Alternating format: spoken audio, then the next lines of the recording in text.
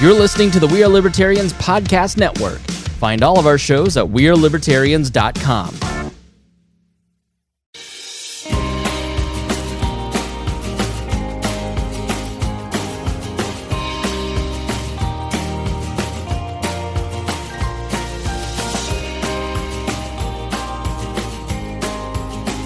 Hello, everybody. Welcome to the show. I am Hodey. I'm Lou. I'm Brian. And this is Enemy of My Enemy. You may have heard an extra voice in there today. Ordinarily, we give you libertarian perspectives on modern events from left, right, and center libertarian perspectives. In this instance, we're going to be discussing the tactical or not so tactical retreat from Afghanistan that we had. And we decided we needed a little bit of star power. So we brought Seth in here, and he's going to issue some closing statements on all the stuff that Brian, Lou, and I probably mess up, because you don't go from being COVID experts to foreign policy experts overnight. But we do like to pretend. Now, obviously, I'm being somewhat facetious here. We do like to do a lot of research. We do like to read about this kind of thing. I actually heard from somebody who was an intelligence advisor over there, and that's actually how I got most of my notes for this podcast. So you're cheating is what you're saying. I am cheating. This is information that is not mine, but I'm going to make it mine because I don't believe in intellectual property. This is our information. Yes, ours, comrade. Our information, comrade. All right. So even by some of the most horrific estimations, including the foreign policy expert that I listened to, he actually said this about a month before the withdrawal, that he estimated it was about 3 months until the Taliban took over. Now, the White House's estimation was that the Taliban was not going to take back over at all, because they had 300,000 troops of theirs that we had trained, compared to only 75,000, according to their estimations, Taliban units they had trained. So why was it that intelligence experts kind of thought that maybe Afghanistan was going to fall anyway to the Taliban? And the reason being is because when you are in a country, and even if you train up a lot of people that say they're on your side, if you end up blowing up their families a lot, they end up not being as on your side as you think. And when you say, hey, please cover and risk your lives for our tactical retreat, it doesn't necessarily mean that they're actually going to do that. One of the issues with this is because people are like, wait, are we in war, out of war? And a lot of people kind of aren't understanding where we're at. We did issue a retreat.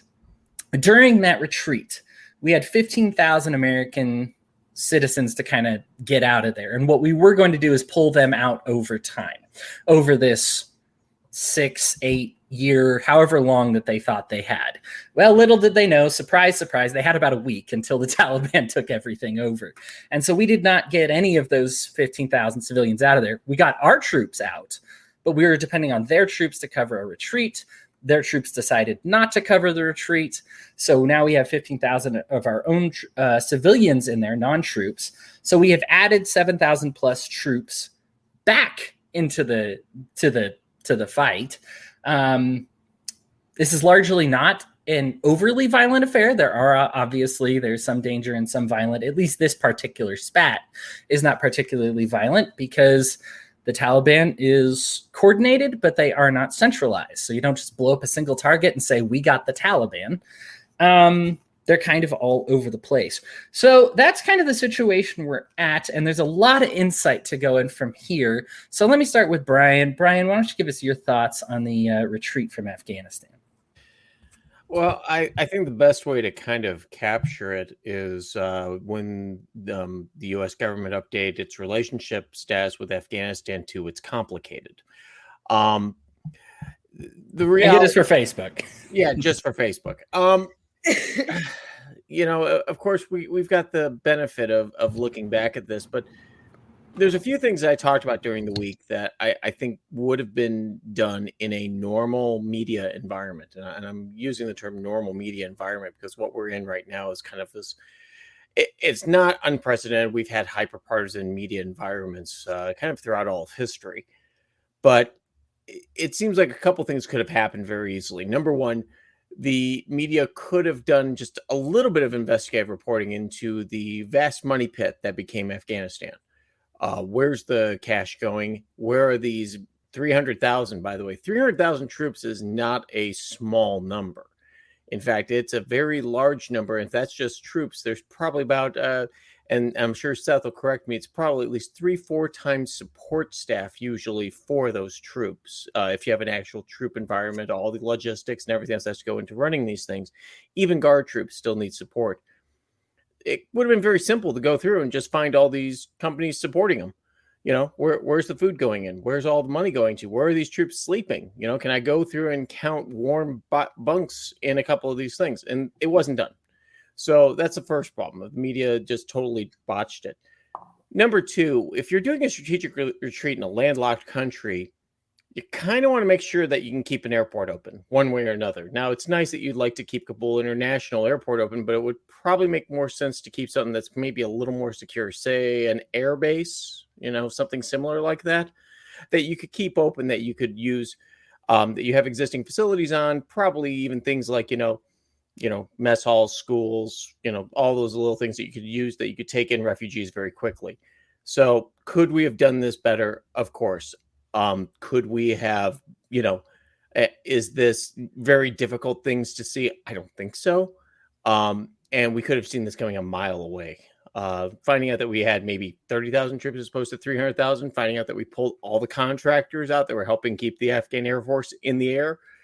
Yeah, that was kind of a crappy situation. And frankly, if I was an Afghani Army or Air Force officer, I'd be out of there in a heartbeat myself. So... Yeah, thank you for that analysis. Lou, why don't you give us your thought on the strategic retreat? Strategic is such a joke. Yeah, it is. So July 13th, there was an intel memo sent to Biden and, you know, all of the big wigs that make these decisions that specifically said, you've got about a couple of weeks, maybe if you're lucky, and you're not going to have control of Kabul International Airport and, you know, all of these things. It was laid out in this memo from intel on the ground saying this isn't going to work. And they completely disregarded that intel.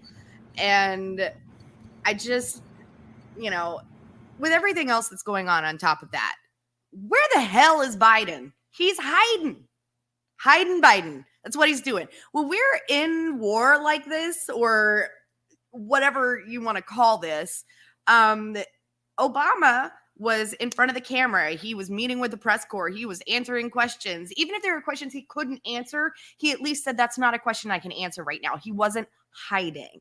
Okay. This entire thing is insane. And of course, we're, oh, well, it's Trump's this or it's Bush's that. It's everybody, right? And Biden is making Carter look competent, which blows my mind. So he's off on vacation down in Wilmington, not even scheduled to be back in D.C. until sometime today, supposedly. I still haven't heard anything, but I could have missed it. Kamala's out doing her Miss America wave in where?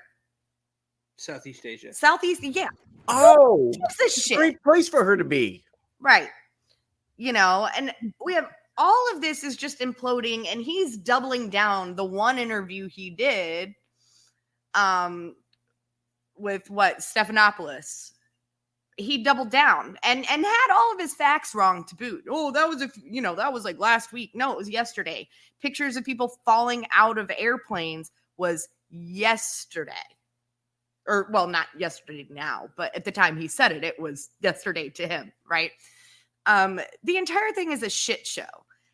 And I almost feel like this was intentional, because now you've got people scared again. You've got people going, oh my God, the Taliban are going to do it again. We're going to have another 9/11. And so you're going to have so much more support for another war or to continue the war or whatever. And that's all this is. It's a money grab. I don't know. and to see now we're talking, there's a bill it hasn't hit the floor yet, but they're wanting to basically, again, take away semi-automatic rifles. We've been through this before, right? And so you want to take away semi-automatic hunting rifles from American citizens when you just gave billions of dollars worth of MRAPs and Black Hawk helicopters and automatic rifles to Taliban because you left it there. It just blows my mind. It's stupid. Sorry, go ahead, Brian. No, Lou, the thing is this, the Taliban are also enacting gun safety, common sense gun control measures inside Afghanistan as well. So it's a coordinated activity. Right. It's totally okay. I lived in Charleston, on Charleston Air Force Base for several years, and I have stood on the flight line as caskets were wheeled off of C-17s. And I've had many friends come and go to Afghanistan. Not all of them made it back. And this whole thing is sickening to me. And then a lot of them who, once they got out of the military, continued to work as civilian contractors. One of the companies right there outside of the base was one of the companies that put in a lot of the guidance systems and GPS and things like that into MRAPs. And those guys did all of that thinking they were doing this for a noble cause. And I've recently had the opportunity to talk to some of them, and they're pissed. They are pissed. They feel like they basically just spent 10 years of their lives building weapons of war for the bad guy. And they feel used and abused. Everything about this entire thing from every angle, whether it's, the 17 or 18-year-old boy that died in the wheel well of the C-17, who all he wanted to do was play soccer, or the people who were literally tossing babies over barricades for military members to catch. And now we've got the Taliban saying, if you're an American, do not come to Kabul International Airport. It's closed to you now. You cannot come here. So what the fuck was Biden thinking? That's all I got. That's about all you need. My thoughts on this. This blame obviously goes all the way back to George W. Bush. And it's when you are involved in a war, even if you think it's justified to go after the terrorists who attacked you, which probably is.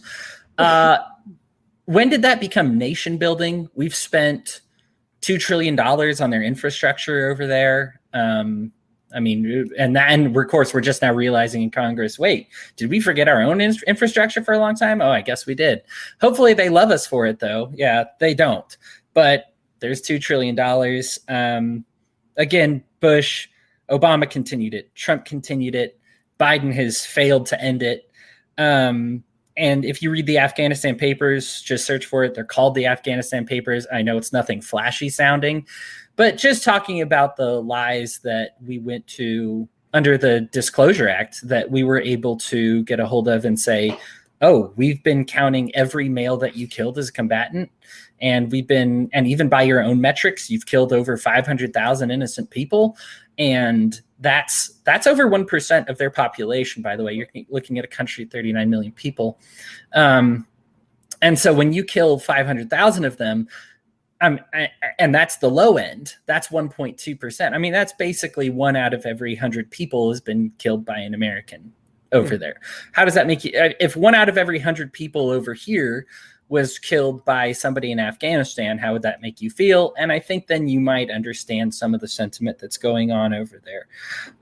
We were lied to constantly about the way things were going. That's another, the death count was kind of the big revelation in the Afghanistan papers, but the other part was how the deputy chiefs would say things were going and then what they knew how things actually were. Numbers aren't people, and people are not numbers. And you can think that you have the numbers battle, but this is the problem. You can say there's 300,000 people that we have that hate our guts versus 75,000 of their people that are really passionate, who are gaining a lot of traction. And in fact, a lot of the families of the 300,000 people are more supportive of those 75,000 people. And it's like pawns on a chessboard. You can say, oh, I have 3 rows of pawns and you only have 2 rows of units. But you say, well, my rows of units, I have a queen, I have 2 rooks. I mean, you're going to get slaughtered if that happens, you know? A lot of times we, and our own media, and this goes to what Brian was saying, we tried to take one side or the other. And I will say that this was a lot of times, this happens especially with the Israeli-Palestinian conflict, but we demonize one side and make the other side look like saints. And if you're doing that, you probably don't understand things very well. What the America was doing over there was bad. The Taliban is also bad. They are not good people. They are not interested in, I mean, they are people, I assume victims of circumstance a lot of the times, but they are not supportive of women. They have their rights and codes are archaic. I remember, though, that the New York Times, back when Saddam Hussein was on trial, was like, oh, if you let the Iraqi people try Saddam Hussein, they're just going to make him king again, because I'm sure everybody loves him so much, because the New York Times was so far up in their own butts about how amazing Saddam Hussein was and how awful the United States was. Both can suck, right? And like the Taliban still sucks. And so what we're seeing here is a lot of like, oh, we didn't know it was going to be this bad for the citizens, even if the Taliban did take over. We thought that maybe they'd keep some reforms behind and maybe they'd be good with democracy now. Democracy wasn't great beforehand. Of their 39 million people, only 1.9 million voted. And so this was not a strong democracy. A lot of people didn't believe in the democracy before, and so of course they don't believe in it now, you know. So when they say, well, this is your mayor, everybody's just kind of like, I didn't vote for it. You know, I don't care, you know, my friends didn't vote for it, we didn't even show up. So we needed to do a responsible withdrawal. One of the things that I found was interesting was I listened to some of the intelligence sources, was that they did not coordinate this with our allies in the region. And so like when we withdrew, Canada and England and Australia were like, what? Oh, you're leaving. Oh, okay. Like we knew there was kind of a withdrawal and we'd reported on the show. We talked about it in the news, but it was kind of like all at once now, here we go. And they're going to defend us. We didn't coordinate with our 300,000 people who were supposed to defend us that, hey, you're going to have to like dig in and trench up and here's how it's going to work. We didn't do that. We just assumed they would, because we trade them for general combat, I suppose. And we didn't coordinate with our allied nations to say like, hey, we're leaving. You may want to come with us or make some plans. I mean, this is not a good way to treat your friends, right? Because like actually Australia kind of had an issue when we left, because they're like, oh, we thought you were going to be here so that we would withdraw our people over here. You could have gotten more people out had you talked together, right? Had you actually talked about this plan. And the better yet, had you talked about the plan, Australia and Canada and stuff might have been like, oh, okay, so do you have planes to evacuate all your people? Because it's going to fall, right? Like you have another layer. Even if you didn't think it would, you have another group of people who would have been like, oh, yeah, this place is going down. And that is always helpful to get other points of view. America's not always great about getting those other points of view because we've got this excellent American exceptionalism. The war kept them from growth.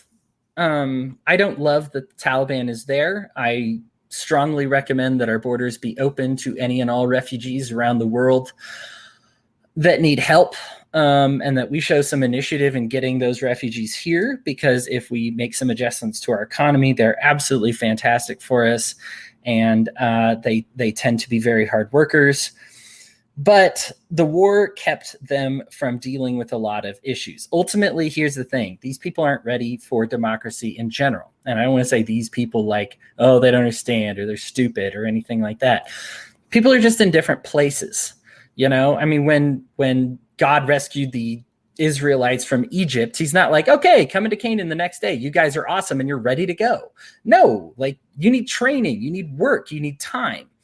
I do want to say, to leave this with, I am very proud of this show because both of you called that this was going to be a mess when I brought up as a piece of my mind that I was really glad that we were getting out of Afghanistan. And Lou and Brian, you were both like, this is going to be worse before it's better. It was still the right thing to do, and it's still the right thing to do to leave. But the thing is, we stunted their growth. We made it so that they didn't get to choose this path, and now they're angrier than ever. More terrorist cells are going to crop up because we didn't make any friends over there. Al-Qaeda still exists. Oh, I did want to say this too. Joe Biden did issue one presser, and like by a lot of fact-checking sources, it's like the worst consecutive string of lies in like American history of politicians. Like it's just, it's one of those where it's like Joe Biden doesn't lie as often as Donald Trump because he doesn't speak as often. But if he did, he'd be like worse. And that is something to kind of be freaked out about, right? Because it's one of two things. Either Joe Biden is genuinely misinformed or he is actively lying. And both of those are kind of terrifying when you are literally talking about hundreds of thousands of lives around the world. This is the person who's in charge of taking care of them. Anyhow, Lou and Brian, props to you for taking care of this. You said that this was going to happen. You kind of called a lot of this current situation. All right, Seth, now that you've heard the misinformed opinions, let's have a little bit of an informed opinion on this one. Go ahead and give us your thoughts on the Afghanistan retreat. First, Brian's absolutely right. The Taliban are busy implementing gun safety over there. They've gone around door to door and they're confiscating guns from anyone that isn't Taliban. So clearly they have nothing but peace, love, and democracy in their hearts that they're trying to spread to their friends and neighbors. Because the first thing you do when you want to spread peace, love, and democracy and friendship to your neighbors is take their guns. We're going to have to discuss the future of our marriage if you keep saying Brian's right. I said he was right about that. Yeah. we got a whole list here, Seth. But and I got to say, Hodey's right on. Yes. When we talk about anarchy, and we always say certain people just aren't ready for anarchy, and as a species, as much as we love the concept of anarchy, humanity's not ready. We're just not there yet. It's kind of that scale. You go from one place to another, and they're not even ready for democracy. And that's one of the mistakes that we've made over the past 20 years, is that we've always basically treated Afghanistan and Iraq as more or less the same war. And Iraq and Afghanistan are nothing alike, other than as Americans, we can lump them into, they're in the Middle East. Right. Even though probably 95 out of 100 Americans can't correctly identify either on a map. They're in the middle of something. I mean, so, and I can also see how Lou and Brian called this, because the template was already laid out on how we leave countries these days from Iraq, because we basically did the exact same thing in Iraq. Everyone went to bed one night thinking that the Americans were still going to be there when they woke up. And the Iraqi allies woke up and went to go knock and be like, hey, good morning. And literally lights are off. There's a little note on the door. Peace. See ya. Thanks for so long. Thanks for all the fish. And that was it. We were out, gone. Poof. Literally middle of the night. So it's not surprising at all that they did this in Afghanistan. I do have to correct, and when it comes to meddling in Afghanistan and whose fault this is, we can actually even go back further than Baby Bush. Oh, yeah. Because as early as the 80s, and I think it might have even been the 70s, we were meddling in Afghanistan when the Soviets were there. Mm-hmm. So this has been our, I don't even know what to call it. Pet project. Pet project? Man, it's every country's pet project. The British, the Russians, now the U.S. Now it's going to become China's pet project. Yeah. Yeah. I mean, good luck to China, I suppose. Oh, no. Really It's sticky, going to be though. hilarious, because they're coming in right now. The Chinese coming in, and I'm sure all those Blackhawks are being shipped right over the border, right over to China. But what's going to end up happening is that eventually the Chinese are going to exert some rule, and the Taliban are going to go, we've got about 80 years of experience of blowing little flying tanks out of the sky. Go ahead and send yours over. We need some more target practice. Right. Now, I don't know that the Chinese are quite as nice in their rules of warfare as we are.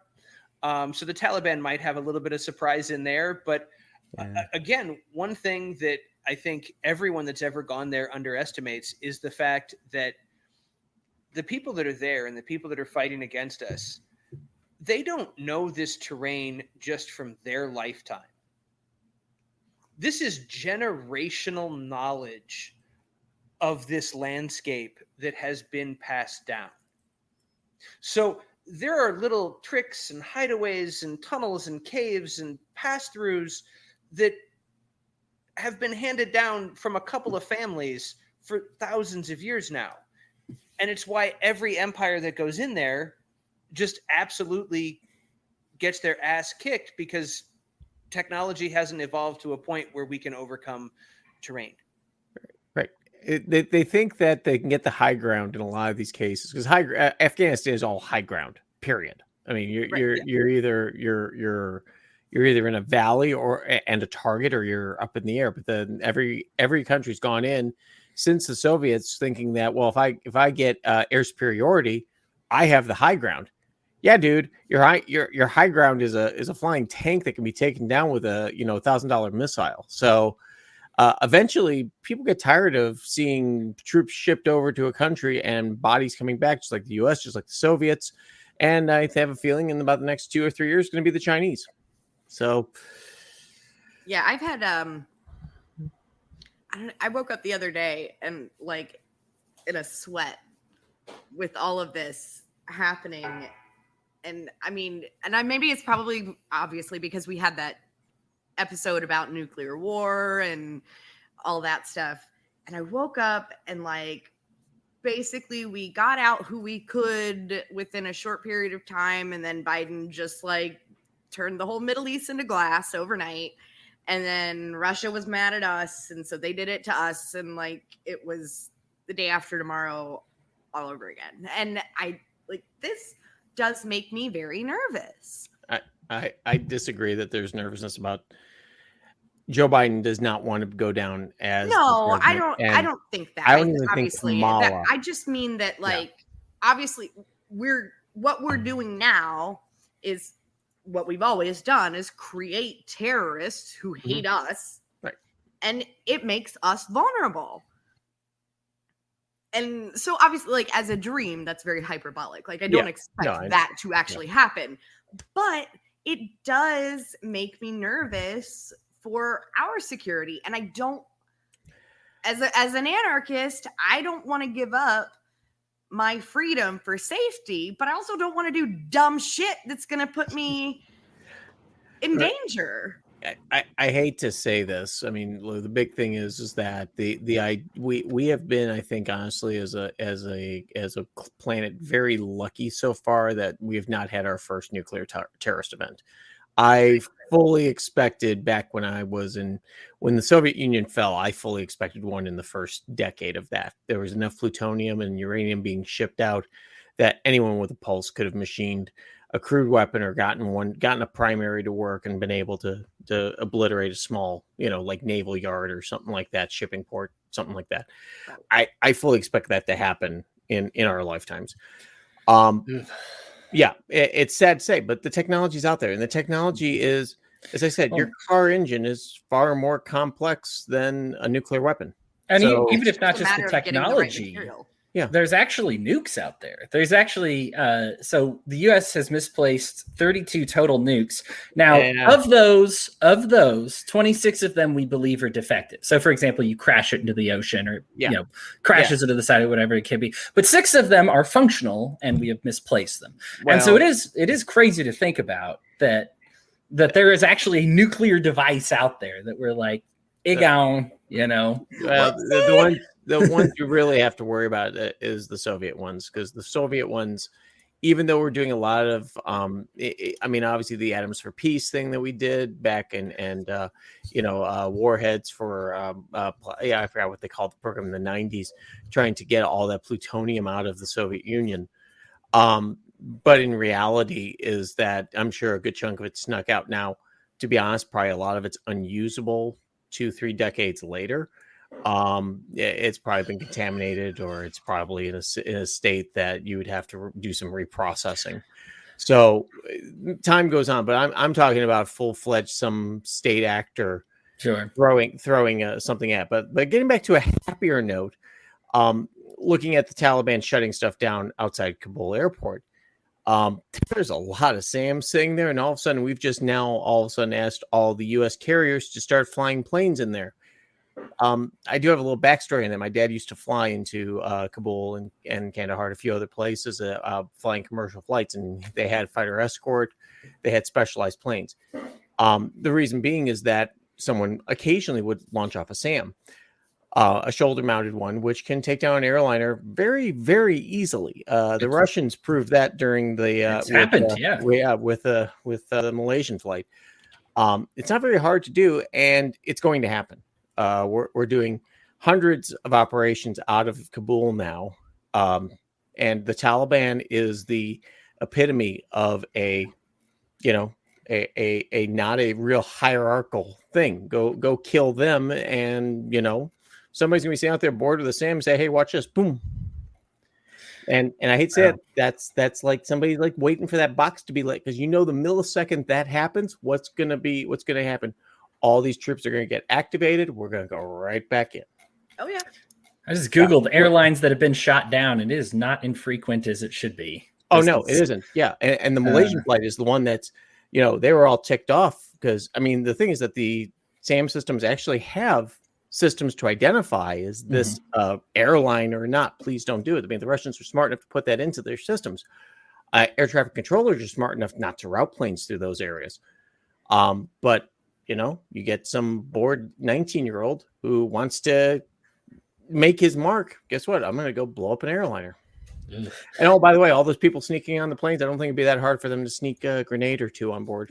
So, yeah, to Corey's point here, the Democrats and Republicans have created a multi-trillion-dollar mess. I don't know that we're going to.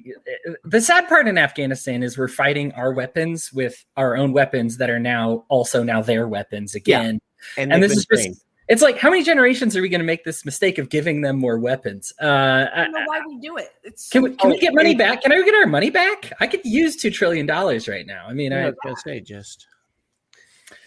Yeah. Oh, but it's okay because Biden's going to just give us, $2,000 a month hush money.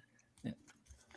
Pretty much. Did you all happen to see that report that said Joe Biden actually asked Kamala Harris to speak about this, and she said, no, you're not going to pin this on me. That was like that press conference was supposed to be delivered by Kamala Harris. Yeah, that's exactly why Joe had to come back, because Kamala was supposed to give it, and she was quoted confirmed by the New York Times. You're not pinning this shit on me. Yeah, that's amazing.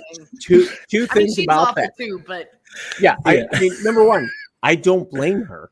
Yeah, I really don't. Because seriously, I'm saying here, if Joe Blow in the middle of Indiana can go, this is going to go very badly. Yeah, I'd be like, you're not going to make me the face of it. But number two, good one, Corey. Number two is that in difficult times, leaders come forward and say, hey, you know what? This is a complete shit show.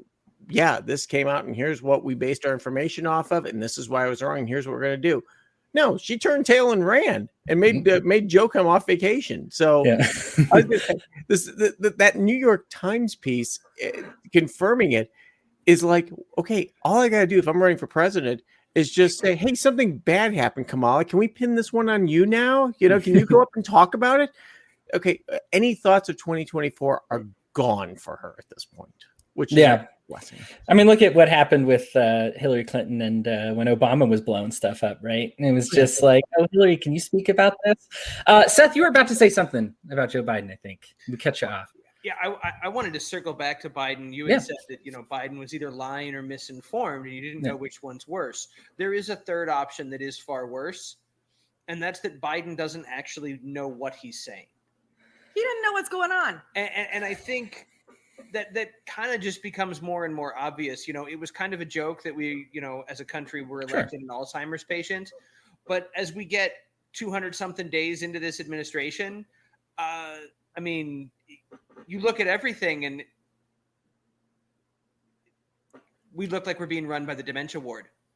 It's terrifying. And then on top of that, you guys are talking about Kamala just up and out of the country. She decides to go to Southeast Asia and Vietnam, of all places. Yeah. Is she celebrating like the anniversary commemorating the fall of Saigon while Afghanistan's in flames? That picture was wild, wasn't it? The pictures of the helicopters leaving Saigon and Afghanistan on the same like day. Like that was wild. I want to say one thing though about it though. That Chinook helicopter is a hell of a design. I mean, they're still flying this many years later. So one of the few things that the military industrial complex has designed a damn good helicopter to keep flying. Really They have.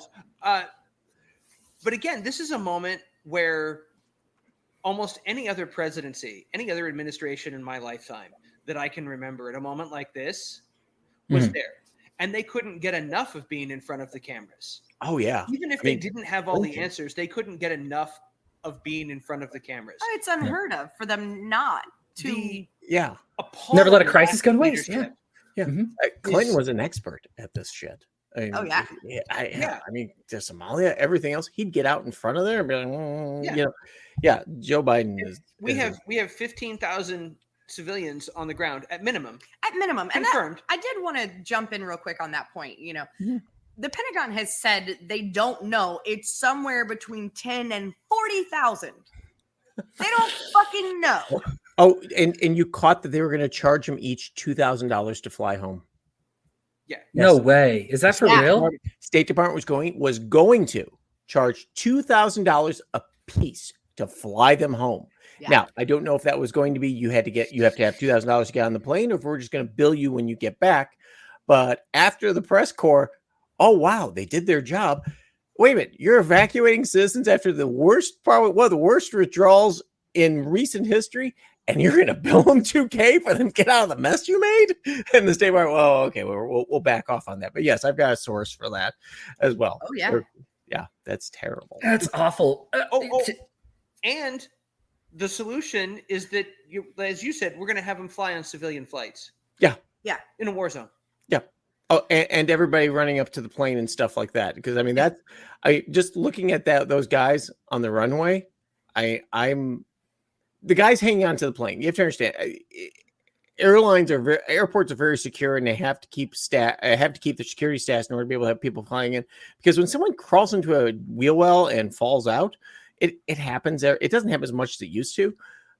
But obviously, in a world of terror, heightened terrorism, which we can put quotations around that. Someone could very easily just get up there with a couple grenades and right at takeoff and take down the airliner. So all those guys crawling on the plane, how hard is it going to be to find a guy who says, "Hey, you want to take down a bunch of your traitorous countrymen that are leaving this country?" There you go. Right. Ugh. Went so far as to ask Delta and United to help, right? To donate airlines. Order. They're telling them they have to. So hang on here. So now you're going to pull pilots. Pilots have been flying for, probably 30 years, because it's all going to be long haul flights. These are your top people that are flying in these airlines. You're now going to have them fly into a war zone, which they may or may not have experience in. A lot of these longtime guys probably have flown, jets for the military, cargo guys, things like that. So they may have experience. But still, it's way different flying a cargo plane, which has active and passive countermeasures for surface to air missiles, a little bit of armor, things like that, as opposed to a frigging 777-200 that's now also going to be loaded with 400 people that they aren't doing security checks on, probably. Just get on the damn plane and take off. Well, the air quality over the ocean is different than the air quality over land. I mean, it's just, there's all these little nuances that pilots are familiar with that you can't just suddenly train them by ordering them to just do it, right? And Kabul is what they call a hot airport. So it's a very high airport. I think it's like mile high. It's almost mile high in elevation. And it's also very hot, which means that you have a low air density, which means you can't put as much cargo in a plane, which means you got to have a longer takeoff run, which introduces more risk, especially if you've got people that don't really understand the language you're saying, to say seated in your seats. Please do not, try to run towards the cockpit screaming that, you want to get off the plane. To Seth's point, it's something that I've kind of come to grapple with a little bit lately as well. So I used to be like a speech and debate. Like I was a national champion in college 3 times. I did it in high school. They paid for my college with it. Like, speech and debate was my life. As I got older, my ability to participate at that level in that conversation diminished. I am only 37 years old, and I would not even be able to be on the stage with these 22, 20-year-old kids that are talking about speech and debate anymore. Like, and part of it's that my practice has gone by the wayside, but part of it is a little bit of age, right? Like my mind just isn't quite as sharp. There are several jobs in this country where you can't be over a certain age to have them because your mind is falling apart. But for whatever reason, we don't have that for politicians. And we seem to just assume that their minds are going to be fine. This isn't even a personal attack to just say your mind at 80 is not what your mind is at 40. My mind at 37 is not as good as what my mind was at 22. So when we keep electing these people to make these decisions, there is a legitimate, and I think especially for Biden, who we were worried a little bit going into things anyway, as you watch him zone out in a press conference, or like he'll be in the middle of a question and kind of stop. And I think you know, on this podcast, obviously we have times where we're like, oh, I forgot what I was going to say, but he'll just stop and zone like in the mid sentence. Right. We're not presidents. And at the same time, at least we're like, oh, I forgot what I was going to say. Can somebody help me out? You know, he'll just stop and stare. And you're just kind of like, oh man, like, I don't know what's going on. And I feel bad because I don't want to pick on the guy. I know there's a lot of people that unfairly picked on him because of, you know, speech impediment, or because of like family tragedies or something like that. But there does come a point where we have to say there's a mental threshold you have to be in public, right? Like to be a public leader. Well, not only that, Joe Biden has been lying pretty much my entire existence on this planet. I'm 40 and I'm going to be 50 here next month. Right. He's been in Senate for that entire time. I remember Biden running in the 80s, and he got nailed on the plagiarism speech that he did. Then he got nailed for lying about his grades. Then he got nailed for all these other things. And nothing over these years has stuck because he was smiling Joe Biden, Uncle Joe. And just, God, you had to get just a warm body to beat, you know, Trump in this case, which, don't get me wrong. You know, the great thing was that we've experienced in the last presidential cycle, the worst presidential candidate losing to the second worst presidential candidate, who then lost to the third worst presidential candidate. Right. And yeah, as I said on the big show, I said it's we're putting Zaphod Beeblebrox, unfortunately, in power up there, and unfortunately, we've given him the codes for the launch codes for the nukes, but really, we should be just giving him a friggin', you know, cup of rice, rice pudding, and go watch TV, because that's probably a better way at this point to run the government. But it really is. This is a great time to be a libertarian. Or at least not the big L even libertarian, just a little L libertarian, because we have seen in the past 18 months every big government principle take a complete shit, and globally, not just the U.S., not just in everywhere. So the government knows more about healthcare than you do. No, they don't. The government knows more about nation building. No, they don't. Government knows more about economics. No, they don't. The government knows more about gun control. No, they don't.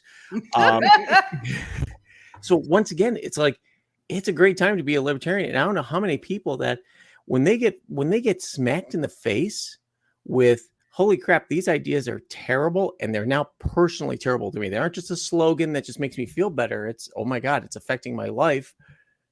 That we can start turning things around. Now, I don't think we're going to get to the anarchist utopia you guys want. I don't think that's possible, unfortunately, in our lifetime until we get to the end of, the end of scarcity. But yeah, I think it's a great time, and that's what hopefully we can communicate here. Let me go. I agree, and it comes off as sort of a bit of a dick saying, but I've had a lot of "I told you so's" this year. And I'm enjoying it a little bit, watching the world burn around me and going, I told you so. Yeah, there's a ton of, I actually, my piece of my mind is going to have a bit of "I told you so" in it. So I'll go ahead and capitalize on that later. Before I wrapped up this segment, I did want to get to the future, and I wanted to go around the horn to everybody to see what should be done now to take care of what we have now, like fix the problem now. What we should do going forward. Let's offer some solutions to our poor folks out there who are just, you heard a lot of the wrong, you got to witness the wrong thing to do, everybody. Let's talk a little bit about what the right thing would be to do going forward. Lou, I'll start with you. Well, on top of everything that's happening now that we mentioned, also we've seen Congress go back and forth about, how many and what the threshold is for, allowing refugees to come into our country. And, they basically have to prove this extreme need. And it, there's all this bureaucracy behind it. And it's kind of like, by the time someone proves that their life is in danger because they were helping us as a translator, they're dead. What's the point? Right. And I think a lot of it is we've got to break away from bureaucracy and be humans.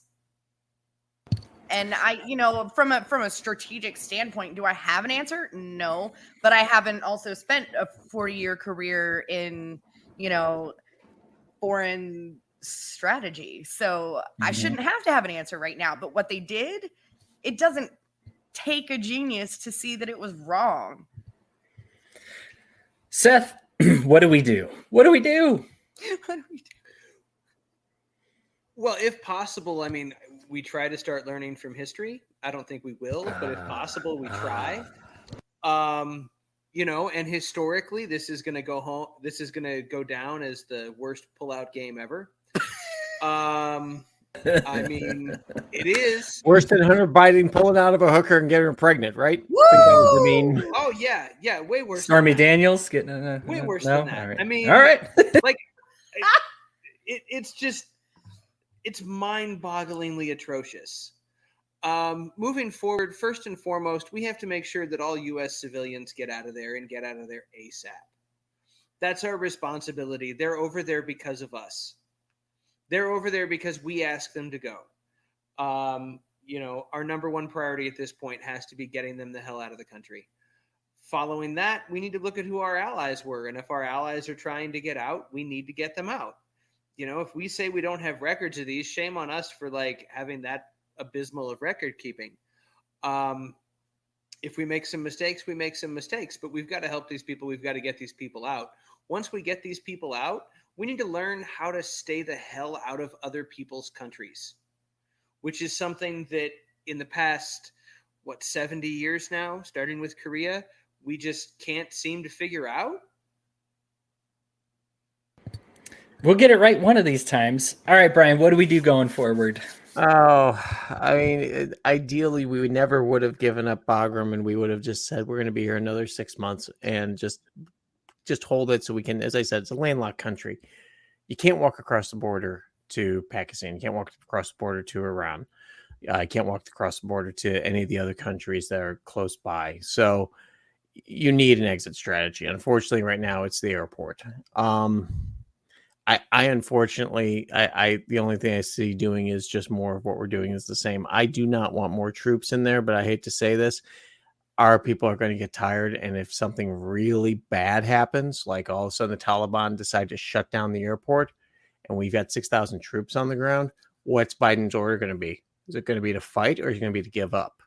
Because if we have 6,000 troops all of a sudden be ordered to stand down and give up, it's going to make the Iranian hostage crisis look like, locking the door and keep you in the bathroom for 2 minutes or something like that. This is going to be epically terrible. So I'm thinking the Taliban leadership is smarter than that, because I think the Chinese are probably also telling them to let them go, because if you do something stupid, they're coming right back in, and we got a chance to make it ours now and let China screw it all up. So the ideal is just going to be to negotiate somehow to get everybody out of there as quickly as possible. Yes, it would be nice to go ahead and try to get some of our equipment back, but that ship has sailed. But the airport's, I think, the only thing we have left, and that is so tenuous right now. I don't think people understand, if they amassed 15, 20,000 Taliban to go take the airport, I think it would be over in probably about 2 hours. We'd probably have about 2,000 U.S. soldiers dead because of it. Right. We'd have to fight to the last man. That'd be No, oh my we gosh. wouldn't. Like, No, yeah. see, the thing is this is a little different because this gets back to Japan and stuff like that. The idea that the U.S. and things like that, we would fight to the last man. We would not have 6,000 casualties. There's no way. There's no way. People would see it and put their hands up and hope for the mercy of it, because they'd want to survive, just like the Iranian hostages did. The Iranian hostages went, you know what? They may kill us, they may not kill us, but at least if I have a gun in my hand and I'm shooting at them and there's 20 people coming at 20-1 odds against me, it's not going to be good. But yeah, that's the only thing I see happening. As I said, I think the Taliban will be smart enough to not do that, but yeah. Sorry. Yeah. You know, if you listen to this show, you did have a kind of a leg up on a lot of this. And I mentioned one of the points earlier, but another one we alluded to was the problems from we've talked about it on this show, not granting immigration status to people who helped us, is probably one of the cruelest things we can do, because the Taliban they kill people and they don't do it slowly, and they will do it to people who they feel that helped us. And there are some deals like, you were just pretending to help the Americans, but you just took their training and then kept their equipment, and now you're on our side. Okay, that's fine. But bad news if you were a woman who voted or got elected mayor or something like that this is not going to be good for you. And there are a lot of people who are looking at this right now, which is why you see them clinging to the sides of planes, because they think that the odds are better to do that than it is to deal with what the Taliban are going to do. If we treat our friends this way, are we going to have any friends ever? And I gotta say, God bless the USA and all, but we're not going to make it if we treat allies like this and keep burning bridges with them.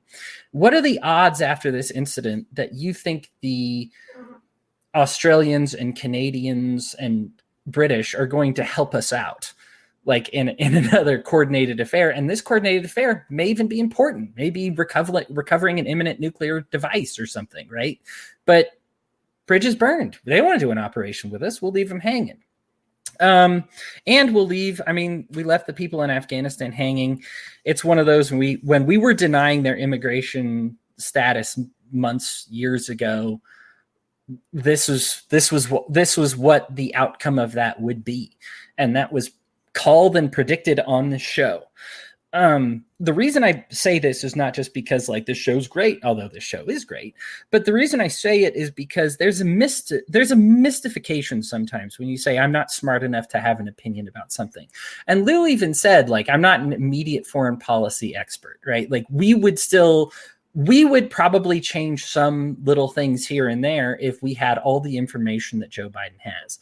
But the bottom line is you can get a hold of the information that is out there and come to a reasonable opinion on your own. That's not to reject authority, but it's actually more accepting the authorities that are out there, accepting the intelligence that is out there in the common sense, and applying it to yourself and just saying, I can see where this is going to go forward from here. We need to get out of this. These wars of aggression are terrible. That's based on economics. Our immigration policy is terrible. That is also based on economics. And so I could talk about economics all day, but I'm not going to. We need to, the bottom line is this is what it looks like. This was well predicted to the T by Hayek. I mean, we are talking to the point that says if you adopt that system, this is what will happen, and it is happening. And it's not some 1984 fictional whatever, although a lot of that is happening as well. But this is one of those where he just said there is going to be wars, rumors of wars, and incentive to be in wars all the time. And that is what we have right now. It's a terrible thing.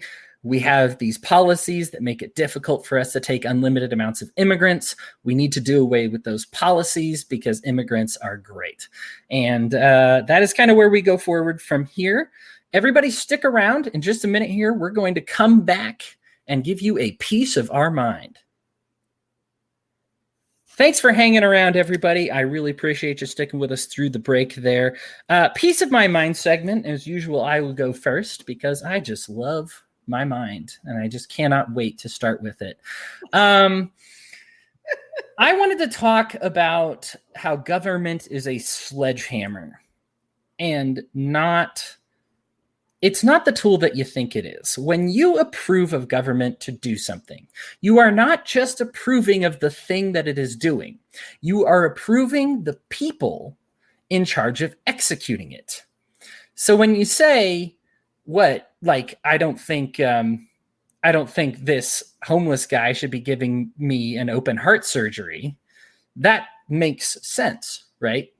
Are you saying open heart surgery is bad? No, you might very well need it. But an uneducated person who's been exposed to the elements a long time is not a good choice to have you do it. We look at this on the borders, and you want to say, like, some libertarians believed in closed border reform. But here's the problem with that. It is not just that you approve of closed borders. It is that you approve of the government instituting the closed border. That involves, and I've talked about on the show before, molestation, rape, that we let them get away with, and we just shift them around and move them around there. That involves making false universities to lure people over here and then only to kick them back out and keep the money that they paid for tuition. This involves all these terrible things because this is what it looks like when the uneducated homeless person gives you open heart surgery. Okay. You might approve of the thing. And I actually don't want to make this about borders, because what happened recently is I had two friends. Both are nurses, and both have been fired because they would not take the COVID vaccine. They actually will be fired. There is a deadline on this. I believe it's September 30th, so it's coming. This is something that maybe I'll get to predict something. We may have a nurse shortage come October. Let me throw that. Well, we have one now, so I guess that's not really predicting much of the future, but we're going to have a worse one come October because now there's a policy in place that says you're going to lose your job as of September 30th if you don't have it. Now, one of them is an anti-vax person. She doesn't want it, doesn't want to take it. I don't like calling her an anti-vax person because she's not even a libertarian. She loves the FDA and wants to wait until the FDA says it's okay and there's going to be no side effects, and that's what she wants. The other one actually has a blood condition, and she cannot get it. It is between her and her doctor. If she gets it, it could create some complications. She is being fired. There is no exceptions to this rule. And this is what the sledgehammer of government looks like. It might sound like a great idea on paper to say nobody who practices medicine should be unvaccinated. Maybe to you that sounds like a fantastic idea, and you say, yes, I don't want this virus going around. They deal with a lot of people who have the virus. I don't want them cross-contaminating others. Those are reasonable things to think. But the problem is when you give government the power to execute this, they execute it in the most brain-dead way possible. And they do it so incompetently that they don't care who else they hurt. If we have a nursing shortage already, and we know that, we are now going to lay off a bunch of them. Nurses represent a huge percent of the people who will not get the vaccine. It is elevated among that profession, among many others. Why is it? A lot of it's the FDA. A lot of it's the research. Just last week in Canada, they found a link to the vaccine and a cardiovascular disease in young adults. It's not a strong link. They're looking into it, and it's not confirmed yet. But that's the whole thing with this entire vaccine. It's not confirmed yet, and some people want to wait and see. And they should not be demonized for waiting and seeing. Now, do I believe in the power of voluntary relationships that take care of a lot of this? I absolutely do. Like, if you are not comfortable seeing or working with a nurse who is not vaccinated, you should be disclosed that information. You should be aware, and that's great. But government doesn't work and operate based on common sense. They work and they operate based on a sledgehammer. They operate based on pieces of paper. We've talked about this before. They make laws, and the problem with laws is that there are always valid exceptions to any law that you can make. And so the papers get bigger and bigger to try and account for all these exceptions, and nothing ever works out. The rule, this rule, when you give government the rule to do this, it is now able to control a huge chunk of medicine, control people's livelihoods, and they're going to create a worse problem than the problem that currently exists. My two nurse friends, I feel bad for them. One of them has been in nursing for 13 years. The other one's been in nursing for 25 years. They've been in there a long time, right? This is their life. They went to school for it. They went to extra school for it. But they are being punished because of the sledgehammer of government and its inability to make exceptions for them. And this is just what it looks like. And I just want people to understand that you can say, it's okay for you to say, like, man, this seems like a good idea. But I don't know that I want politicians taking care of it. Because I think there's several things. Like, I would love for everybody to have access to healthcare that's cheap and easy and affordable. I really don't trust the government that's inflated these prices to be 10 times what they are to be in charge of it. Right. So, like, it's okay to say, I would love to see these things for society, but I don't want to see politicians taking care of it, because insert name of worst politician, will end up being in charge of it. And that just sounds gross to everybody. Lou, Seth, Brian, any thoughts on any of that?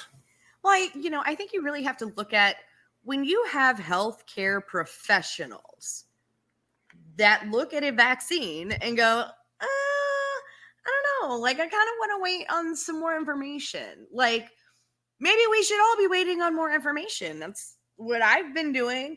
And I'm back and forth. I don't know where I'm at. I am by no means an anti-vaxxer. I'm not one of those people that's like, oh, everything in a vaccine is going to kill you. And, just that's silly to me. Right. But this is new. And we've seen studies that say it does not stop you from spreading it. This specific vaccine, whether it's the, Moderna, the Johnson, any of them, it doesn't stop you from spreading it. So as nurses who may be working in whatever, and people are concerned about cross-contamination, the vaccine is not going to do shit for that anyway. Period. Like, that's completely pointless. And people in a medical field know this far better than a politician. That's just ignorant. Are there people who may be at higher risk for things from a vaccine or for not getting a vaccine? Sure. That should be between them and their doctor. If you have questions, look for the answers. And that is really hard to do in the age of fake news, right? The other day I witnessed a conversation where somebody was saying, it was conversation about vaccines and somebody claiming that, we did not actually eradicate polio. We just changed the name and now we call it Guillain-Barré syndrome. And I wanted to go through my... I remember that. I'm not even talking about that last time, right? Yeah, we talked about that. Still to me blows my mind. But yeah. Right. Like, I just... What? Like, are you stupid? Like, that's not even a thing. That's stupid. And Determined so to be of this stupid out there. I understand why people are concerned and hesitant, because there's so much bad information out there. I get it. It's hard to know what to believe. I know that, a lot of times when you look at like vaccine court, right? That is self-reported injuries, and they just go, okay, fine, like it happened within X amount of time of this vaccine. There's no actual like proof that this injury was caused by this vaccine, but the vaccine courts have just kind of put their hands up and said, okay, fine, we'll pay, whatever. Like, just right? So people assume that means that this proves that this vaccine does this injury or what, and it's exhausting. It really is. And when you have the government sort of forcing this on people as a one size fits all, it's never going to work. Sorry, what were you saying there? Well, I got to say, I think he's right that there's going to be these shortages. I think it's going to extend past healthcare. Oh, yeah. You're not seeing a huge second wave of people getting vaxes, even as Delta surges. You're not seeing a ton of uptick in vaccination rates. And I think a lot of people are more than willing to lose jobs over this sort of thing. Right. Whether that's right or wrong on their part, I don't have a magical crystal ball. Biden's going to keep writing us checks, so that's okay. I was just telling her today, I kind of feel like an island. And I'm thinking about starting a support group because I'm over here and I don't trust any of the sources on any of this. Because I really like history. So I don't trust my government because I know history. I don't trust the media because I know history. I don't trust big pharma because I know history.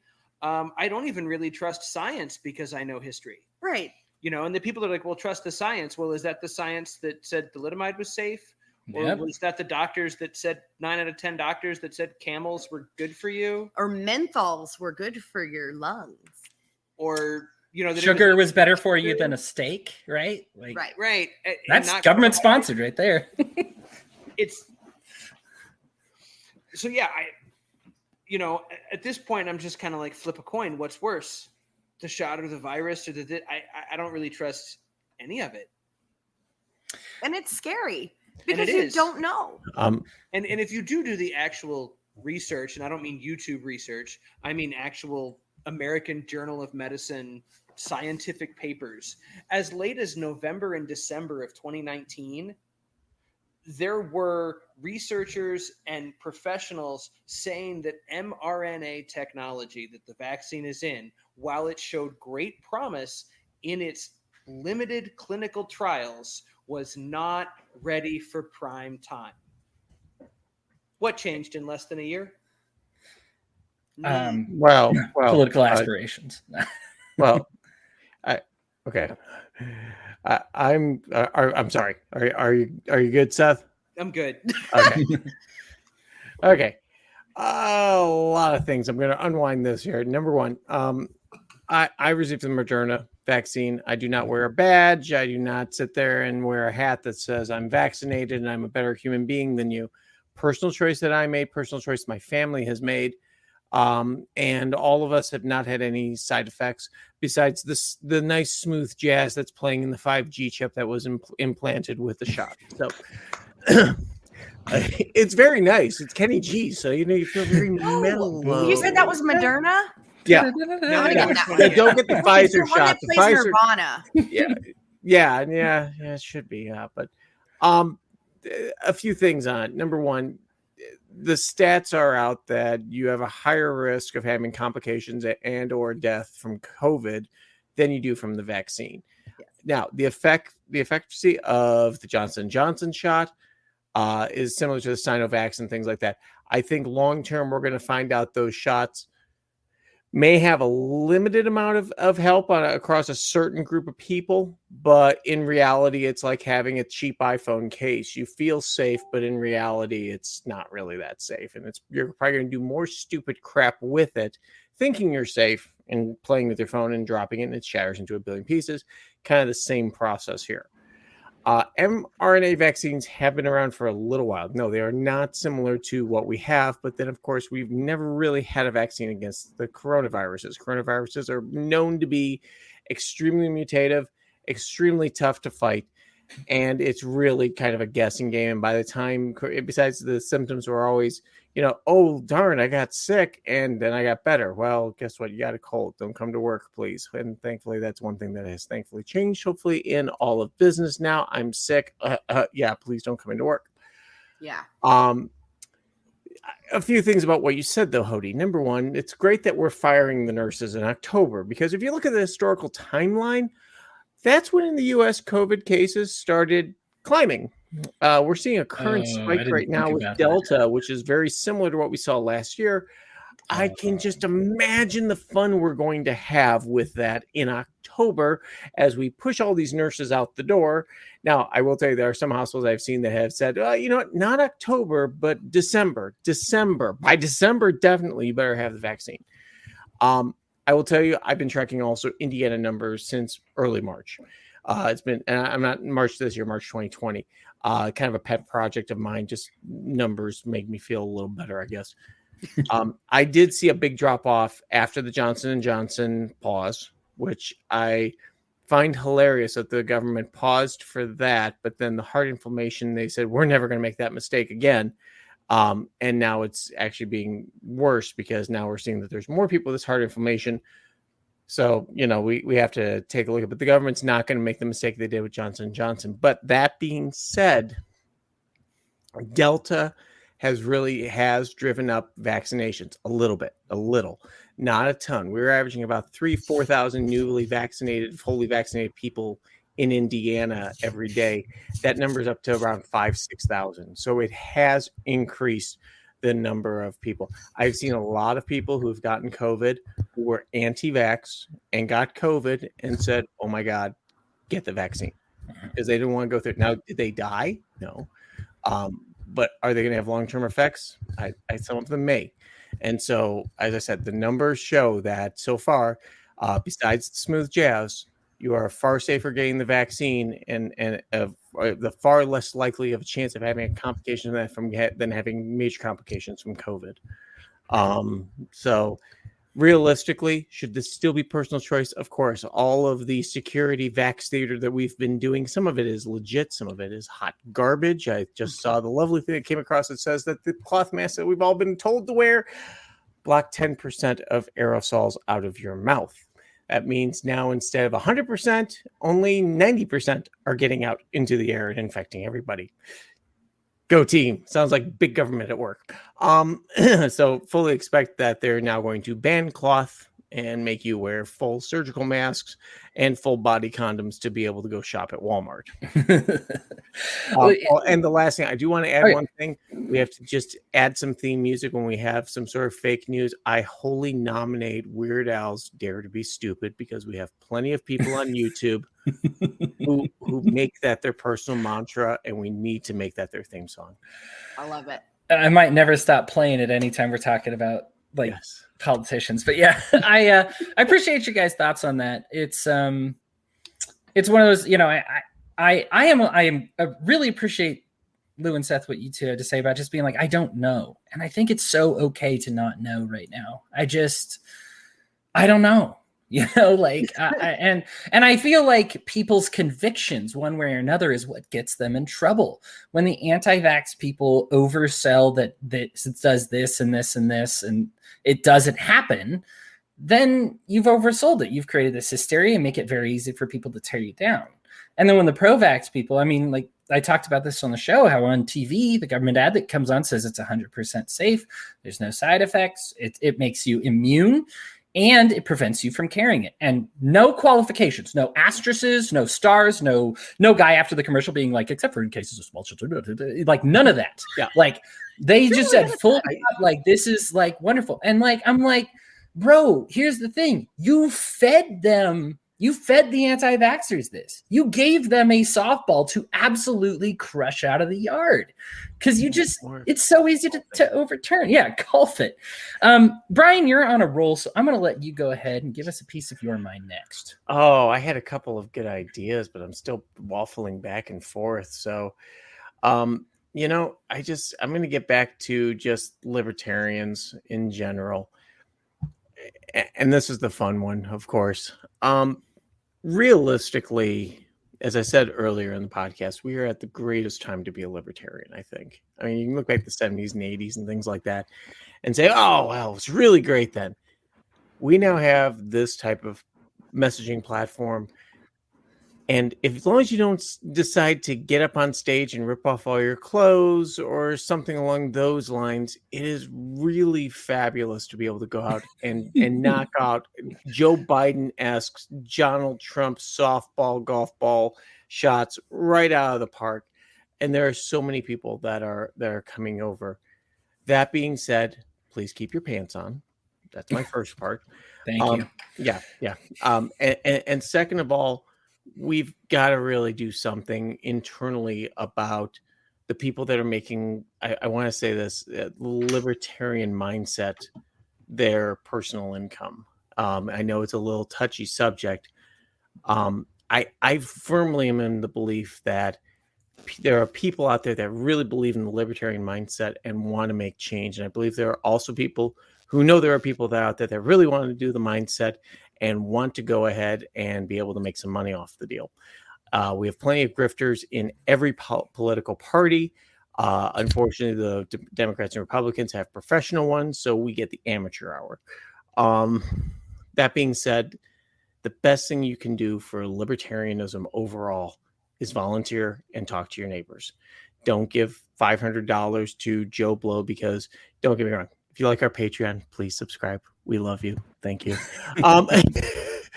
But we're not making a profit on this. You can always hear from everybody in the We Are Libertarians Network. None of us are making this our day job because we are passionate about this and we're dedicating time and substance to make this happen.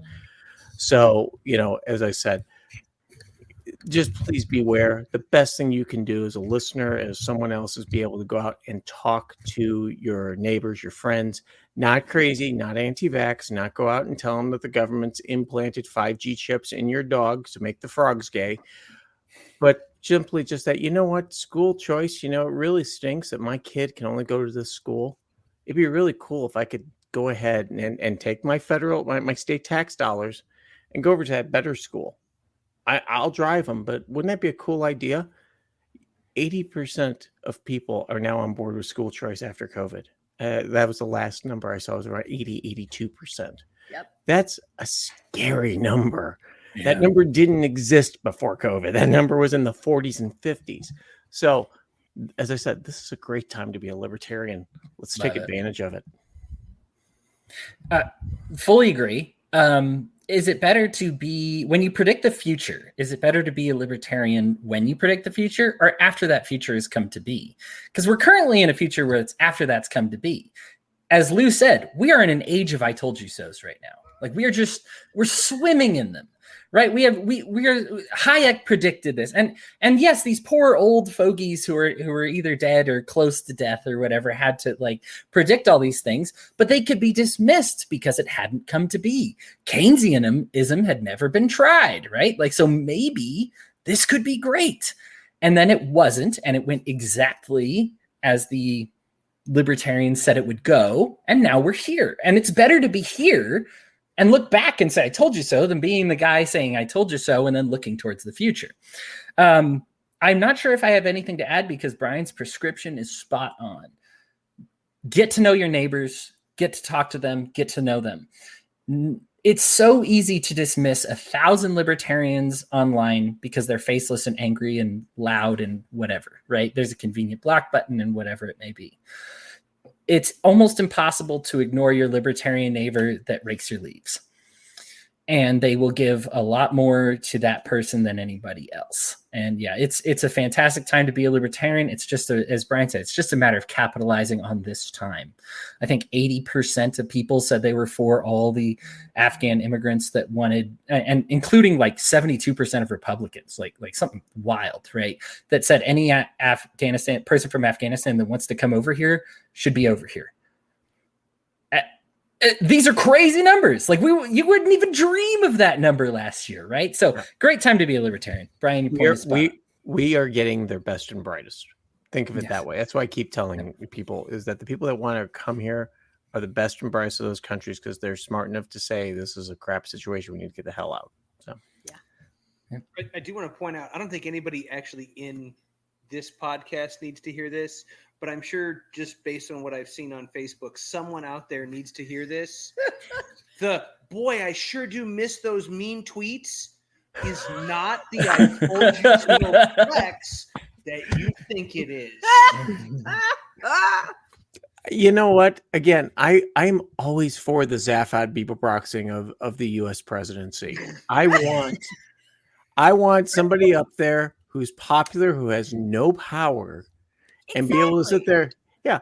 And I want them competent. I want a vice president. I'm always kind of the fan of I always thought picking the vice presidents. He said Jeb. Oh God. He's clap. I'm restating my position. No. But yeah, that does not mean that we are saying Trump would have been better. I think actually, right. I think Trump is probably egotistical enough. He probably would have landed in probably 50,000 troops into Afghanistan, and we would probably be day 17 into an all-out bloody massacre and just dumping people in. Thank God that's not happening. Right. But Yeah. Yeah. I have a feeling Biden's ready to push that button too. Lou, anything you want to tack on Sorry, here? Lou. No, you're okay. You're okay. No, you nailed it. I agree with you 100% there. So I really don't have. Yeah, I'm just here to say I told you so. Well, sing it, and it's a piece of your mind. Your turn, Lou. And if you just want to use it to say "I told you so," that's totally valid. I told you so. I told you so. No, I'm just kidding. Okay, I can get the guitar. We can make it a sing along. He's got him. Right, we're making it follow the bouncing ball. Right.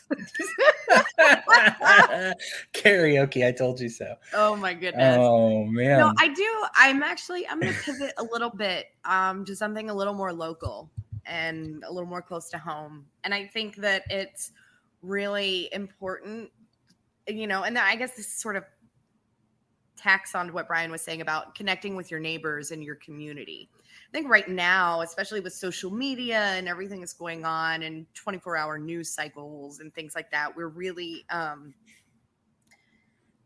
we're so focused on, the big picture and very broad subjects and things that we can't touch as individuals.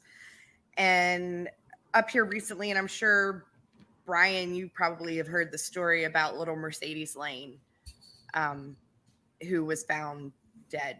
Beautiful little baby girl. Yeah. And this whole thing is really heartbreaking to me. Because the father had a history and had been charged and I believe convicted of trafficking his own 12-year-old daughter, who has since spoken out publicly that, he trafficked her and sold her to adult men for drugs on more than one occasion. And she has since been placed and I believe adopted here locally. But it's awful. So basically this couple, to be very brief about it, decided they wanted to drop off the baby with a friend, which actually I believe turned out to be the father's cousin, because they needed a break. And as a parent, I get it. We all need breaks. However, their break included a meth binge. And I know, whatever, do what you want to do. And I guess in some ways, I kind of get the, okay, if you have an addiction and you just want to go binge, okay. I get the idea that you get a babysitter. I guess that's better than keeping the baby with you while you're getting high. But that wasn't any better. And we still don't know exactly what happened at this point. And this little girl went missing, and the community from all the way up here in Mishawaka, all the way across to Plymouth, had been out looking, and they found her several days later in a ditch. We still are waiting on an autopsy. There's a lot of information that they've not made public. But the fact that, and CPS had been called multiple times, or DCF or whatever, it is here or in that community. But, yeah, DCS. Yeah. So, and this little baby slipped through the cracks. And then I look around at our community and this happens far more than it should. Far more than it should. And it makes me really think about, exactly what Brian was saying. We have got to connect in our own communities because this shit is happening under our noses. It's right here. It's next door.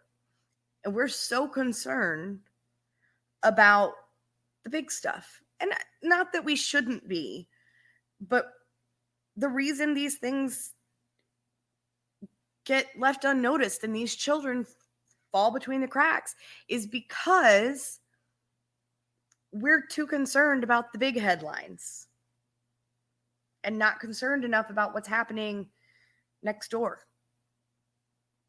And we're not here to support our neighbors where they need it or to have an eye on, the children in the neighborhood.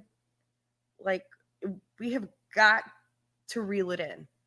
Social media 24-hour national global news cycles, a lot of it is really why we're losing little babies like Mercedes Lane. Mm-hmm. Yeah. I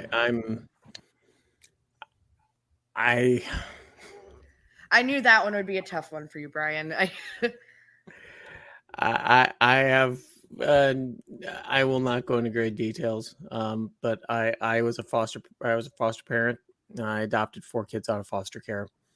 Some of them very similar situation. And all my kids, well, some of them consider themselves lucky. Some of them, well, anyhow. This is a failure kind of across the board. This gets into people self-medicating, people falling into a cycle of abuse, criminal prosecution, abuse, criminal prosecution, abuse, criminal prosecution, and then shock. They can't find a job. They can't take care of themselves. They feel terrible about themselves. Oh, what should I do? Oh, yeah. And then we can get into the whole, personal choices they made and things like that. But in the end, this kind of falls once again with the state. I'm not blaming the state for the murder. Please don't get me wrong. The people that carried it out are the ones who committed the murder. Yeah. That being said, we had this happen in Huntington County probably about 17, 16 years ago. Similar case where someone who was in care of DCS, had family the DCS was making regular home visits, things like that.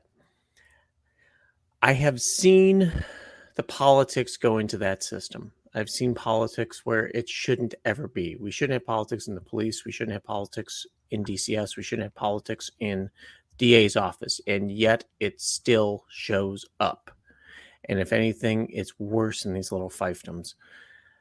It's a failure on DCS, which they'll never admit. They'll say they did everything they could. And there's going to be times where you can't stop, a psycho person from doing it. But this gets back to one problem in libertarianism. And boy, I'm going to really dial it back on what I just said a little while ago. There are people that can't care for themselves. And we expect them to care for others, especially small children. And that is a very tough position to be in as a libertarian when you look at something like this. I wish I had the right answer. I will tell you there are kids that should be removed from their parents' care. I have 4 of them, and their lives are infinitely better than the kids that did not get removed. And I've seen this personally. I know that some of the kids that didn't get removed are even jealous and mad at life for not saving them from the hell that they went through at home. So it's a tough position to be in as a libertarian, where you want the government to come in and take away people or kids, which is I probably think one of the toughest things to do. But that being said, it sometimes unfortunately needs to be done. And that's where the state has failed in this case. The DCS system is entirely political. It is overworked. It drives people out of the business that want to help because they're either not politically driven or they're not making, quote, numbers. So heavily corporatized too. That was kind of the thing that scared me the most about the family services. I think to your point, when somebody says somebody should do something, if it's local, they're talking. When you hear somebody, you should hear you. You should hear yourself. You should hear that's me. So when somebody says, "Oh, somebody should do something about the homeless here. Somebody should do something about the hungry. Somebody should be doing something about our kid." Let's keep this even more simple, because I think people think of community and you start thinking of like your whole block or city or precinct or something like that. If you have a neighbor that's just like, "Man, I got to get out of town for a week because I'm freaking out." Can you make that happen? Like, can you take care of them, or are they going to have to trust their fellow? And I just had to read this while you were looking into it. Are they going to have to entrust it to their fellow completely untrustworthy kind of loose family member that is also addicted to drugs, right? Like, being available, and you can't be a superhero for everything, but libertarianism is a great network. I mean, there are people that are into feeding the homeless, and there are people that are into taking care of children, and there are people that are into knitting and making clothing and feeding yourself by raising rabbits. I mean, you've got a connection somewhere out there that can help.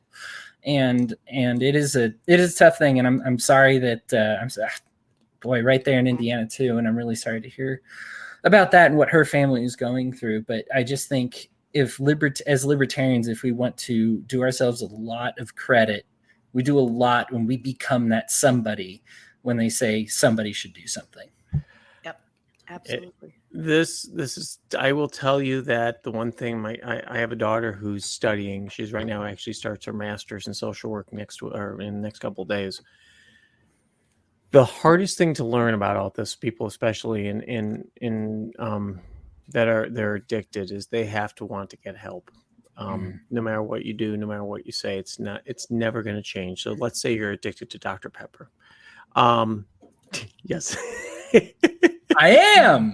Continue. I don't want help, so this is going to be a perfect example. You don't want help. I'm addicted to Pepsi, and I don't want help either. Yeah. But the reality is that unfortunately these people are left with kids. I have been very fortunate in order to change those situations, but it's very hard to go up to somebody as part of the community, which can, in some cases, especially if you are down on your luck and everybody's mad at you, that community can seem more like a mob. So, and if you're, it is one of the, I want to figure out a solution. The last thing I want is 30,000 people with their own idea of what should be done, besides helping. And that's where it's tough, because there's a lot of grifters out there. This gets back to grifting as well. There's a lot of people who are very good at that, know how to game the system and know how to game people in general. Yeah. So, yeah. Seth, some thoughts from you about this situation? I have a very, maybe not unusual take, but I definitely come at this from a very different place. For those that don't know, I'm a recovering addict on some really, really hard drugs. I haven't touched them in 20 years. Fortunately, it was way before, well, not way before, but it was before I had kids. And since I've had kids, I don't touch those things. So I was fortunate enough to not have kids while I was dealing with that. And my kids were lucky enough to never know me at that stage of my life. But as someone that has been there, there absolutely comes a point where you're not capable of taking care of yourself, let alone someone else. Like, that's a very real thing. And you will absolutely do things that you never in your right mind would think that you would do. Those very, very real things. Part of that, I blame the government. Their war on drugs has just made it worse, not better. People don't get the help they need. People get thrown in jail. It's just as easy to get the drugs in jail as it is on the street, sometimes easier. So it's not like you get clean in jail. You just learn how to hide it better. And then you come out, and now you're back in society, and you hide it better, and it just viciously spirals. And because of how we treat it, it's ridiculously low percentages. For certain drugs, 2-3% of people that become addicted will ever fully recover and stay off the drugs. So there's and maybe you can even attest better to this, but these are very recent modern investigations in psychology, but we're kind of finding out that this disassociation with people who did drugs is the problem. That it's actually isolation is the worst thing for them. Yes. And community involvement and improvement is actually what helps them recover. I want to chime in, though, is that there's a point, though, that where you're interacting with someone who's addicted, that you kind of have to say that when you're ready to get help, we love you, Oh, sure. But we can't actively support what you're doing to yourself. Sure. And so I think it's a balance, especially with the family. Sorry. Yeah. Yeah. I mean, we can't all be Going Hunter here. Biden and hanging out in basements or whatever. Or No, sell no, he's- artwork for $750,000. Yeah. Yeah. That's not at all a bribe. No. Sorry, not I at made all. that political, but continue, Seth. Sorry. Like, I know what you're talking to, and in some ways, yes, that's correct. But having been an addict, I'm a little bit more on Brian's side on that one, just because ultimately I think that was probably one of the things that finally kind of woke me up, was the number of people that I loved, cared about, respected, trusted, in my life that were like, that's it. Do your thing, Gotcha. but don't Fair. involve me. Well, and I think that, again, we're all individuals. For some people, that's what they need, and for other people, they need to feel like, hey, I'm not alone. I do have a good support system and a community, and people love me. And so it's easier to share. Again, that's just like everything else. It's not a one size fits all. Good It's point. just not. Great point. Because people self-medicate for different reasons. Right. And if we end the drug war, if we push control back to the states, where the states don't have to follow stupid federal guidelines. I mean, they have to follow. I'm a big fan of, if the government wants to set a guideline, we think that, the kids that if they have to have school lunch should get X amount of vitamins per day and not be stupid. Here's a range. You have a good day, and let the states make these decisions. Because I think once you get the federal government out of a lot of it, all of a sudden the states have to become more responsible to the public, as opposed to saying, well, we're just doing what the feds told us to do. Yeah. Thanks for carrying our axe for us.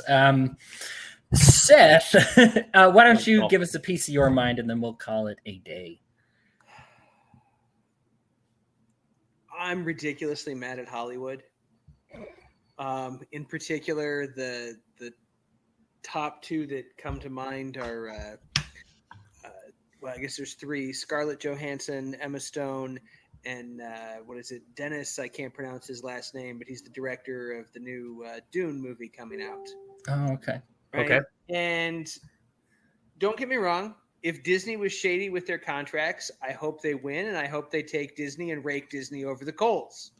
So I'm not pro Disney, and I don't actually have a problem with them trying to get what was in their contract and what they're entitled to based on the contract. But I am mad because this kind of sets back, and now there's this big push to, our movies shouldn't release day one so that people can see them in their homes. Like, in plain English, fuck you. Like, we all pay a lot of money for streaming services. Some of these streaming services, we even pay a premium to see that movie on day one. I paid $30 to see Black Widow on day one. You're right. I didn't go to a movie theater to see it. Where I can But if I had sit and chew gum. And just taken myself, it would have been an $8 ticket. I spent $30. Mm-hmm. The point being is that they've taken this weird stance, especially the director, that, from now on, he's going to negotiate in his contracts that, there won't be these day one tandem releases. After COVID, this is the hill you want to die on? To crowd people into movie theaters and enclosed spaces? That seems like a weird hill to die on, but okay, guys. As a consumer, why should I have to, if I'm willing to spend my money on the product, why should I have to wait 45 days? And why should I have to go to a movie theater to see this? And I think it sets back that whole process when these celebrities start speaking out about it. And it just, and I used to be a huge movie theater guy. I really was. I had to go see every new movie in the theater. I was there probably 3-4 times a month. So I can't even believe I'm having this rant, if you will. But the pandemic really did taught me that I much prefer watching movies at my house on my big screen TV. Where I can pause it if I have to go to the bathroom or go have a cigarette, or I can rewind it. I hate missing stuff in the theater, and they're gross. I don't have to wear pants. It's glorious. Yeah, it's a lot of I mean, people during the pandemic went in not good at things like cooking and went out, they made some changes and improved and got it better. Maybe the movie theater experience wasn't as good at home at first, but then when you're like, oh, it's going to be a year of this, all right, well, I'm going to get a comfy recliner. I'm going to stock up on soda. I'm going to get all these great snacks. And then all of a sudden you're like, well, this is now better than the movie theater experience, like things changed. As far as what you said, Seth, nail on the head. I've actually talked about this with Jamie before, because usually it's one of those things. I'm like a man of the people, and I don't like when people get ripped off on their contracts. But there are people like you and me that spent way more money on this than they would have otherwise. And I think saying like, oh, yeah, so that's why we need to force movies to only be in theaters for X amount of months. I'm like, this is dumb. Why can't you just factor into the negotiations how much money they make? Yeah, both at home and in theater. That's come on now. Like let's adjust your model. Yeah. Right. There's going to be some growing pains, right? Because this is new, especially when it comes to like a big like Marvel Cinematic Universe type movie release, and I get that.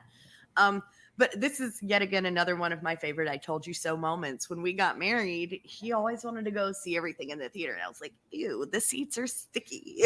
And like, I'll wait. I don't care about the spoilers. I'd rather see it at home.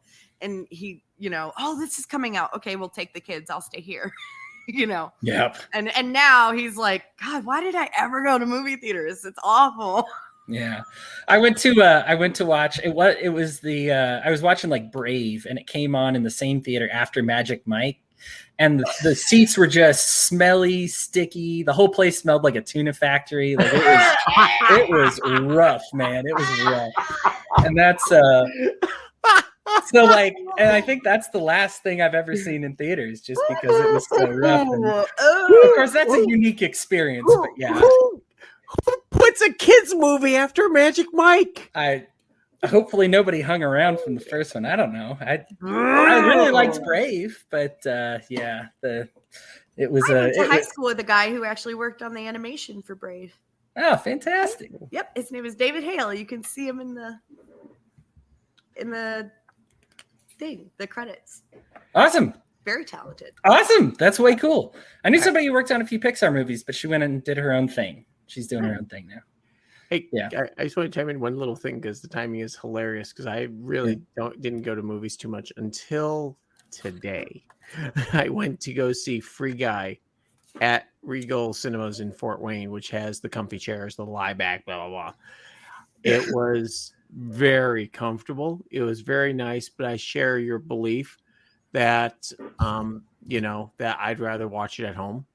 With my family, be able to hit the pause button, make my own popcorn. Although the popcorn at the theater here in town is fabulous. It's the best popcorn I've ever had in my life. I honestly, I don't know what it is. I don't know if it's meth or extra methy or what from the meth people that live down, but it is delicious. That being said, if you look at when the movie started shooting, when they started doing casting on Dune, it was 2017, 2018 timeframe. The shooting didn't start to 2019. Guess when streaming services really took off. So yeah, it's kind of a shitty situation. I get why, but I think this is one of those things where you go, this is a simple negotiation. Let's just fix this. I fully expect movie theaters probably to fight back, although they really don't have any power in the situation. I think they'll fight back and they'll probably get it to where it's like, all right, we'll agree that 1 week, 2 week, whatever it is, 45 days is insane.